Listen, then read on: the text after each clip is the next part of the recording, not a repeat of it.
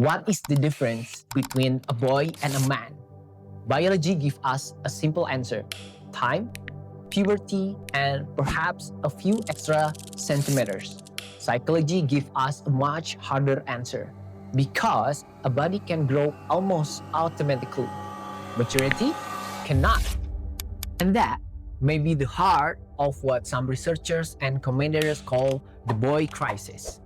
Now, the boy crisis is not a clinical diagnosis. You will not find it in the DSM or the ICD. It is an umbrella term used to describe several vulnerabilities found among some boys: disengagement from school, social disconnection, difficulty naming emotion, reluctance to seek help, and a lack of healthy adult role models. So, the real question is not, are boys broken? It is more like, what kind of environment are boys growing up in? UNESCO reports that more than 130 million boys of primary and secondary school age are out of school worldwide. In many contexts, boys are also more likely to repeat grades, leave school early, or fail to acquire basic learning skills. This doesn't mean girls no longer face educational inequality. They do. Equality is not a competition over who suffers more. But when boys become disconnected from education, they may lose more than academic achievement. They may also lose structure, competence, belonging, and a believable picture of their future. And those are not merely educational issues. They are psychological needs. Now, let's move to Indonesia.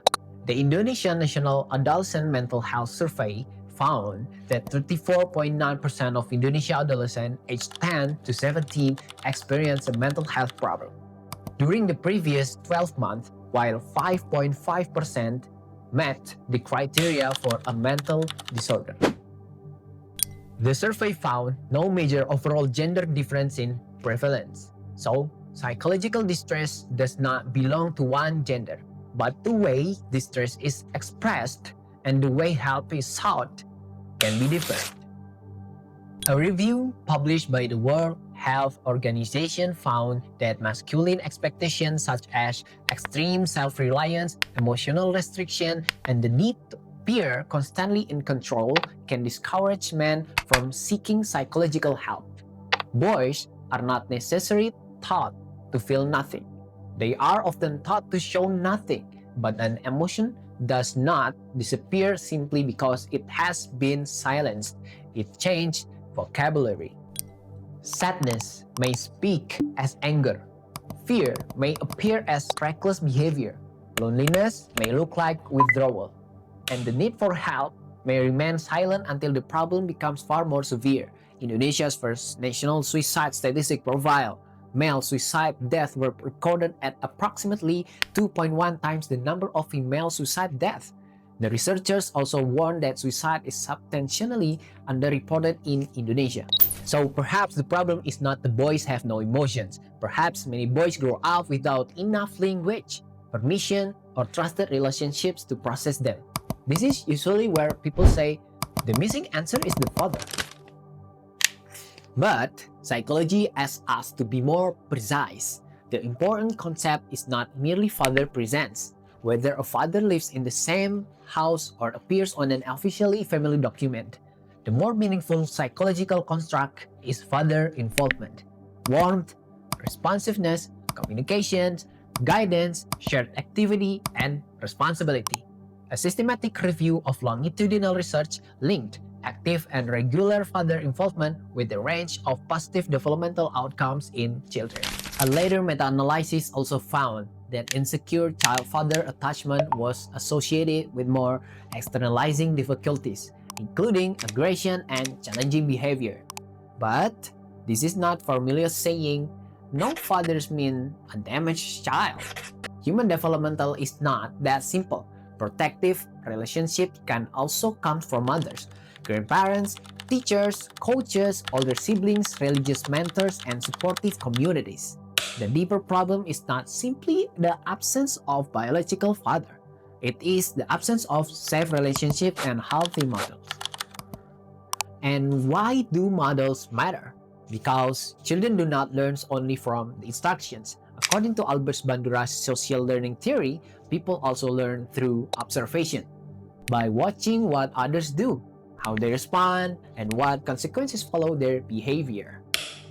A boy watches how adult men respond to failure, how they control anger, how they fulfill responsibilities, how they worship, apologize, work, care, and ask for help. A father or mentor does not merely define the word man. He becomes an example sentence, but male role models are also relatively scarce in professions centered on caring for people. Most of us know the term STEM: science, technology, engineering, and mathematics. Its less famous partner is health, education, administration, and literacy. In the United States, men represent only around 22% of the HEAL workforce, including professions such as teaching, nursing, therapy, and human services. But it raises an important cultural question. If boys rarely see men teaching, listening, caring, and healing, where do they learn that the care can also be masculine? We often teach boys that strength means carrying weight. We teach them less often that strength can also mean helping to carry someone else's weight. This is where Islamic psychology can contribute. A nearly forgotten word. It is Futuwwah. The word comes from fata, meaning a young man. But within Islamic ethical tradition, Futuwwah developed into a much richer ideal.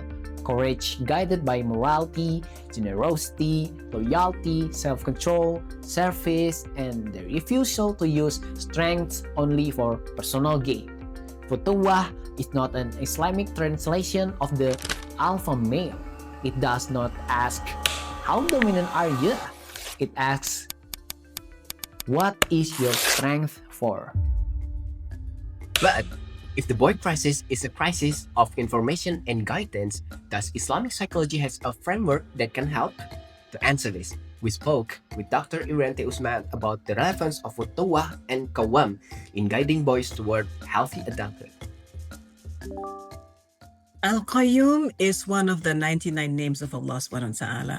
It comes from the Arabic word that means the one who sustains, the one who cares for all creation, never get tired, never need to sleep, never need to eat, always trying to focus on how to make the creation in a good state.